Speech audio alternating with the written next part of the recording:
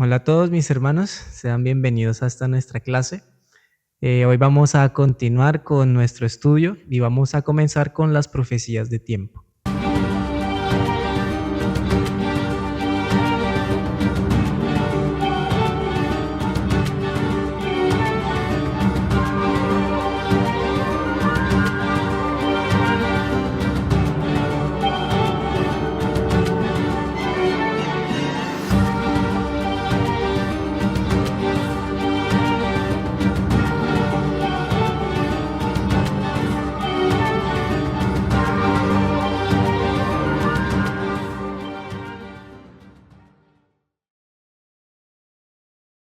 Y vamos a comenzar con Daniel capítulo 2. En Daniel capítulo 2 nosotros encontramos la historia de la estatua de Nabucodonosor. Y debemos recordar un poco la historia. Nabucodonosor tiene un sueño, olvida este sueño, le pide a sus magos y astrólogos que se lo adivinen, que se lo recuerden prácticamente. Y ninguno de ellos puede, los manda a matar a todos. Daniel pide tiempo, ora y tiene la revelación y seguidamente se la cuenta al rey. Vamos a ver directamente la parte pues en donde Daniel le cuenta al rey la interpretación y el sueño y veremos su Pero interpretación. hay un Dios en los cielos que revela los misterios, y él ha hecho saber al rey Nabucodonosor lo que ha de acontecer en los últimos días. Tú, oh rey, veías en tu sueño una gran imagen. Esta imagen era muy grande y su gloria muy sublime. Estaba en pie delante de ti y su aspecto era terrible.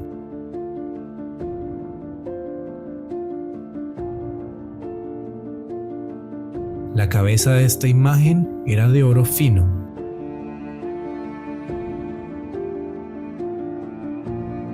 Sus pechos y brazos de plata. Sus vientres y sus muslos de bronce. Sus piernas de hierro. Sus pies en parte de hierro y en parte de barro cocido.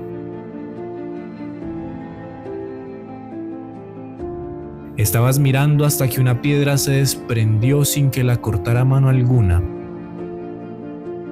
e hirió la imagen en sus pies de hierro y de barro cocido y los desmenuzó. Entonces fueron desmenuzados también el hierro, el barro cocido, el bronce, la plata y el oro, y fueron como tamo en las eras del verano, y se los llevó el viento sin que de ellos quedara rastro alguno. Pero la piedra que hirió a la imagen se hizo un gran monte que llenó toda la tierra. En esta visión vemos pues una estatua compuesta por diferentes metales: oro, plata, bronce, hierro y hierro mezclado con barro.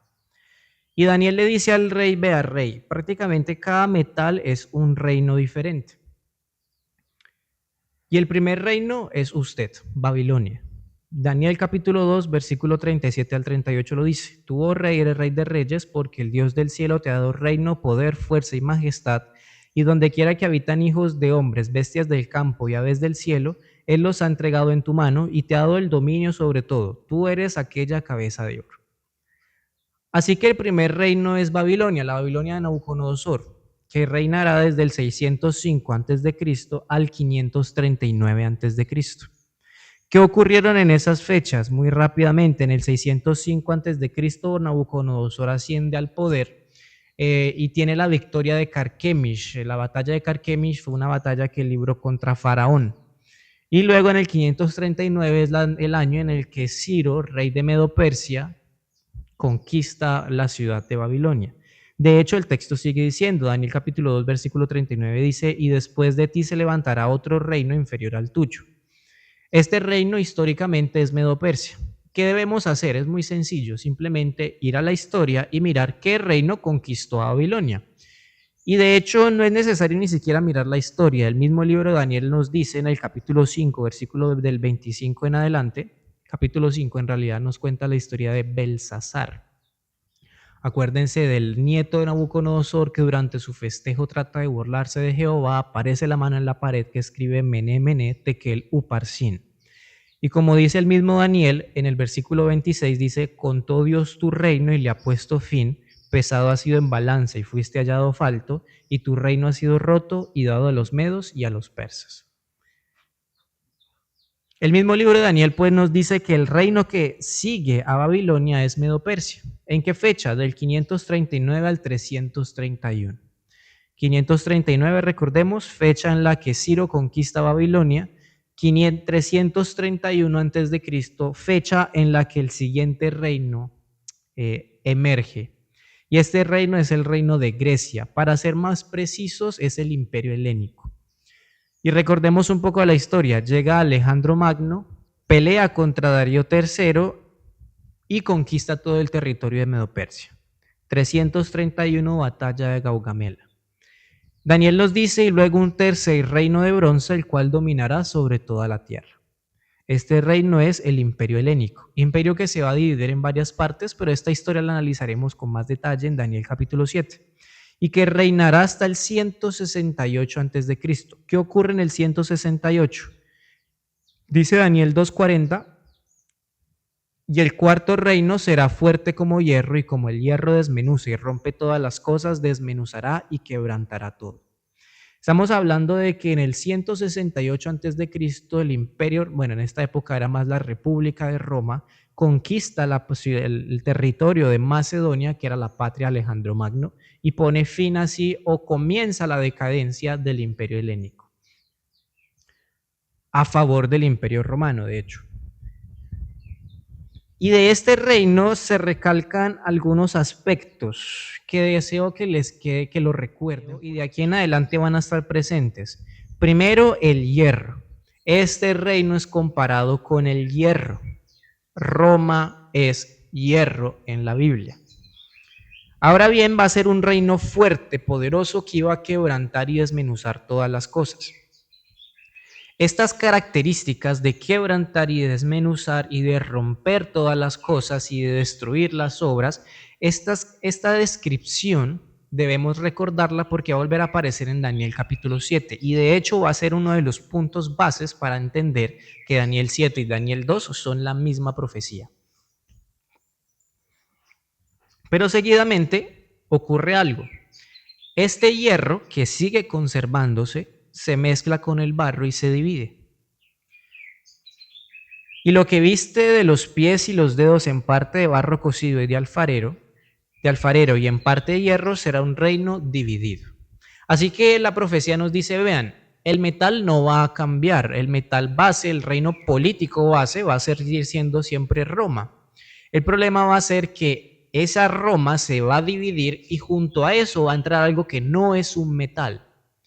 Así que entendamos esto, si los metales son reinos políticos, el barro, que no tiene nada que ver con los metales, pues no va a ser un reino político, va a ser un reino diferente a los demás. Y de hecho, esta división incluso en la estatua se puede ver reflejada en la historia. Roma, cuando cae en el 476 después de Cristo, la caída del Imperio Romano de Occidente, se fragmenta en 10 partes. Ustedes allí en la imagen pueden observar cada una de las partes. Cada uno de estas naciones que nacen de Roma derivan de la invasión de los bárbaros en el 400, que comienza en el 476 después de Cristo. Y de cada uno de esos bárbaros, de cada uno de esos pueblos que se dividen el imperio, nace la Europa moderna. En total son 7 que dan origen a naciones, porque 3 de ellos van a caer en algún momento de la historia, pero esto lo vamos a profundizar en Daniel capítulo 7. Pero debemos aclarar pues qué es el barro. Como les dije hace un momento, si los metales son reinos políticos, el barro debe ser algo diferente porque el barro no es un metal. Por eso la profecía nos dice que ese barro no se va a mezclar con el hierro, sino a través de alianzas y de matrimonios. ¿Pero qué es el barro? En Jeremías capítulo 18, versículo 2 al 6 nos dice, levántate y vete a casa del alfarero y allí te haré oír mis palabras. Y la vasija de barro que él hacía se echó a perder en su mano. Así que Dios le dice a Jeremías, vean, vayan a la casa del alfarero, y Jeremías va a la casa del alfarero, ve a este alfarero moldeando un vaso, pero el vaso se echa a perder. Entonces el alfarero, dice, y volvió y la hizo otra vasija según le pareció mejor hacerla. Y noten el símbolo que representa este vaso de barro, porque es que el barro representa esto. Entonces vino a mí palabra de Jehová diciendo: no podré yo hacer de vosotros como este alfarero o casa de Israel, dice Jehová. He aquí que como el barro en la mano del alfarero, así sois vosotros en mi mano, oh casa de Israel. Porque el barro es símbolo de la casa de Dios. Principalmente permite mostrar la forma en la que Dios crea a los seres humanos, en la que Dios molda a su pueblo para que haga su voluntad, en la que Dios corrige incluso a su pueblo teniendo que volverlo a comenzar desde el principio de ser necesario, como hizo muchas veces con Israel, que lo permitía que lo invadieran y luego los liberaba, los invadían, los liberaba, los deportó y los devolvió, y así sucesivamente hasta que definitivamente ese barro no sirvió para nada.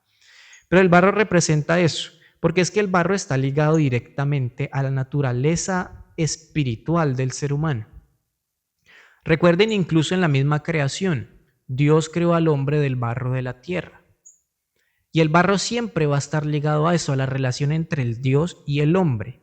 Así que vemos que en la estatua, junto con esa herencia romana, que es el hierro que se divide, vamos a ver también que se entremezcla a esa política algo religioso, algo que tenga que ver con Dios, algo que representa un pueblo de Dios, que intentó mezclarse con esa política.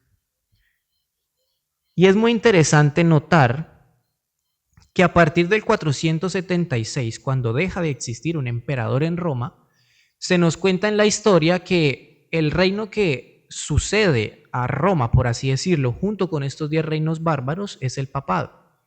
Y a partir de aquí el papado va a estar muy, pero muy presente.